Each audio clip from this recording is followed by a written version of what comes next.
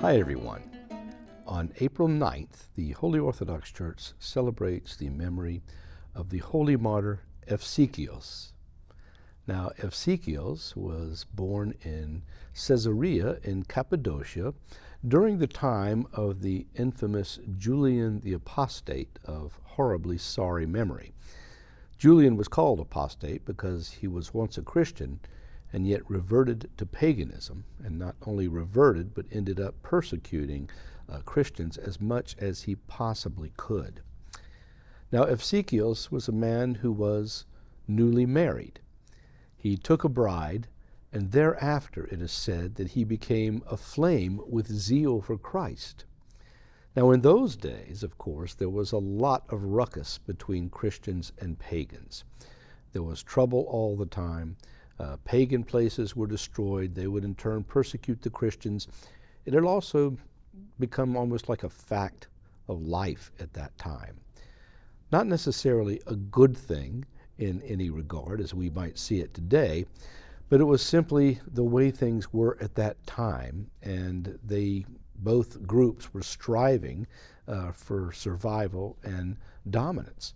This was also, of course, at a time when, particularly in Cappadocia, Arianism was reigning supreme everywhere. Well, so Eupsychios decided, once he had received this zeal from God and a desire to defend the faith as best as he could, to gather a lot of Christians who then went to a pagan temple that was dedicated to Fortuna, and they razed it to the ground. They destroyed everything there. There was not one stone left standing. Unfortunately, it was also a temple that Julian the Apostate was particularly fond of, and so he vowed revenge on those who had destroyed it. Eupsychios heard that he was in some kind of trouble because of all this, and he prepared himself by distributing almost all of his goods to the poor. Now, of course, he was still newly married, and we are not told anything about what his wife thought of all of this at the time. But he was preparing himself for the end that he knew that he was going to receive. Julian indeed did find Eupsychios, and he found many of the other Christians that had helped him in the destruction of the temple, and he took the martyr and put him on the rack. And not only the rack, but had iron claws scraped across his flesh. Eupsychios bore all of this with as much patience and godly fervor as he could, even when it said his inward parts were exposed. Yet he bore it. And finally, he was decapitated by Julian's henchmen. Julian did not stop there, however.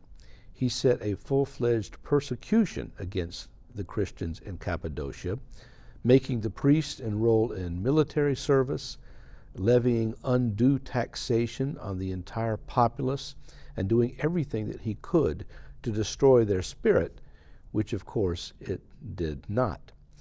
Julian only reigned from 361 to 362 AD, and after that he met a horrible end in a war with the Persians. But the memory of Eupsychios would not die. Once Julian had gone and departed to whatever reward was waiting for him, the Christians ended up building a church over the place where Eupsychios had been killed, and his relics were put there, which worked many, many miracles for a long period of time. In fact, St. Basil the Great, who of course was the Archbishop of Caesarea and Cappadocia, wrote many wonderful things about Eupsychios, calling him an extraordinary martyr and a man whose memory deserved to be propagated unto the ages. Now, it's a little difficult for us today to think back to those times and realize that if one of us had decided to go out and all of a sudden destroy a temple of some kind, that we would be rewarded by that from God. Yet again, as it is always difficult to judge previous times by the standards or so-called standards of our own time, we have to understand that things were indeed different back then, and that conflicts were going on all the time, and that the pagans actually were coming against the Christians with many, many horrible things for a long period of years. Paganism in those days was not what we tend to think of it as today, some sort of New Age thing or something like that. It was a violent and bloody religion that wanted completely to wipe out the Christians. So when the Christians saw a chance, they were going to retaliate. And that is what the holy martyr Eupsychios did. God, of course, judged him by his heart, which Eupsychios believed had been set aflame by the Lord, for the Lord, and so offered him the grace of martyrdom in the end.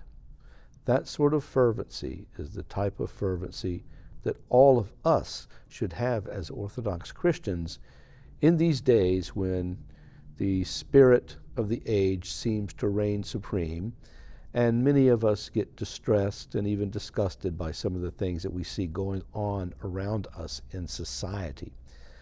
But the Lord reigns and reigns forever, and he will send this wonderful spirit of zeal to all of us who are worthy of it and ask for it and trust in him for everything in our lives.